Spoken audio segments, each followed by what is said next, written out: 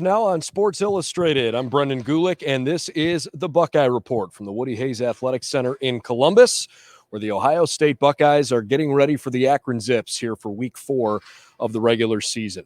Let's give you a couple of updates from Ryan Day's press conference, which was this afternoon right at high noon. We also heard from assistant Larry Johnson, defensive line coach. He's also the associate head coach, but heard from the both of them here this afternoon. A couple of updates. Why don't we start with an easy, quick one? Thayer Munford's injury. Ryan Day wouldn't elaborate on it. He really can't, but he did say that it is not a long-term injury. So hopefully that means that Thayer Munford will be back on the field soon for the Buckeyes. Fingers crossed that it's a quick, easy return for Thayer. Looked like he was bothered with a right leg injury. Second quarter, I believe it was, this past week.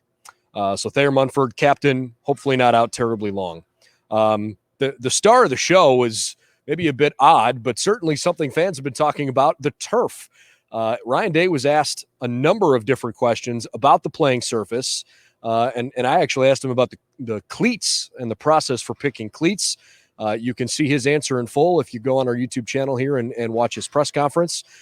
Essentially, the nuts and bolts of it, the turf was installed in 2014. It's an 8-year life cycle, and so the Buckeyes' plan all along has been to replace the turf after this year, both here in the indoor facility where we are now, and obviously just up the street over at Ohio Stadium. They'll put new turf in next year. There have been a lot of comments about, the turf looks faded, it looks weather-worn. While that is the case, Ryan Day said he really hadn't thought one bit about the quality of the playing surface until really the last week or so here. So the Buckeyes will have a new turf field next year. In the meantime, they can basically control what kind of cleats they put on and try to give their guys, the best traction that they can. You're going to see different cleats for running backs and for quarterbacks than you'd see for linemen, for example. They have screw-in cleats, they have molded cleats, and for each guy, it's basically up to them to figure out exactly what the best plan of attack is for how they want to handle it.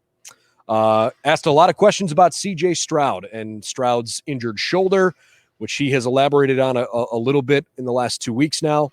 Ryan Day was asked about the possibility of playing other quarterbacks this week against the Akron Zips, and he made it pretty clear that, C.J. Stroud's plan is to practice today, and they are continuing to move forward as though C.J. is going to start this weekend's game. He was asked a bit if he would consider not starting Stroud, not playing Stroud at all this week, just to give him a chance to get healthy, especially with this being the final non-conference game of the year. Coach Day essentially said he's thinking about everything, but hasn't made any decisions on that front.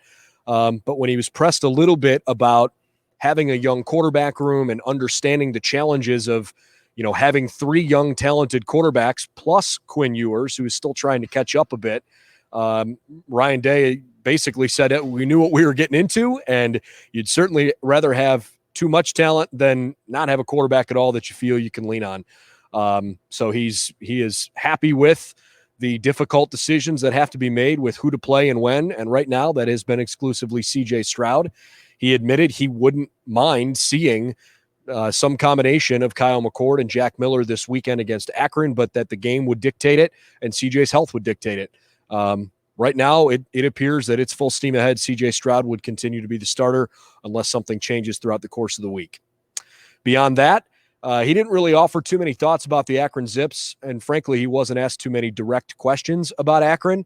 I think it's probably fair to say, given what Akron's been through the last couple years and where the Buckeyes have been, that it's 2 programs on a different wavelength right now.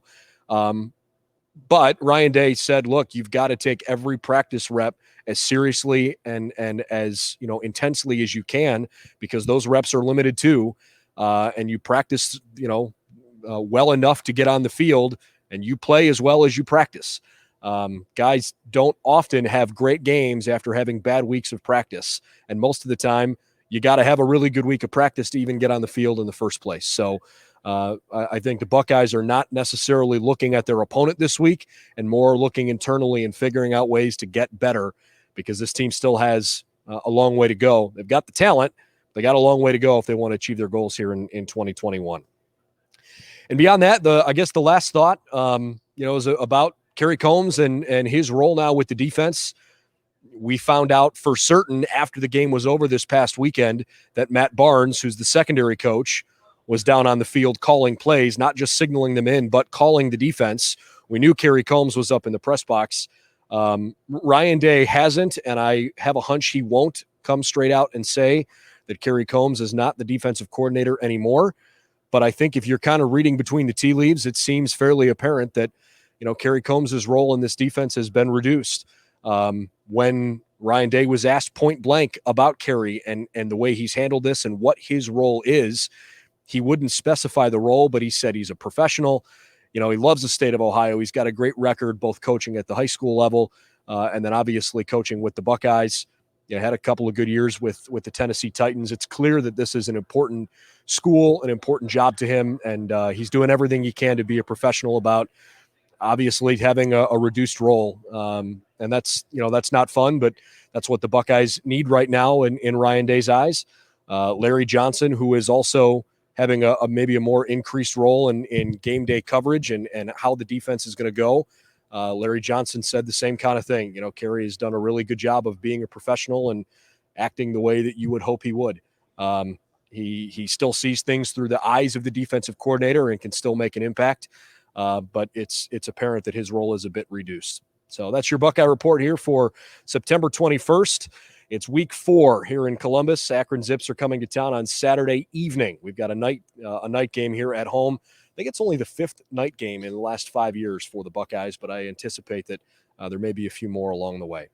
All the latest news and information you need is over on BuckeyesNow.com, also on our social media channels. Hope you'll subscribe to our YouTube content as well. I'm Brendan Gulick from the Woody Hayes Athletic Center. We'll see you real soon here for Buckeyes Now on Sports Illustrated.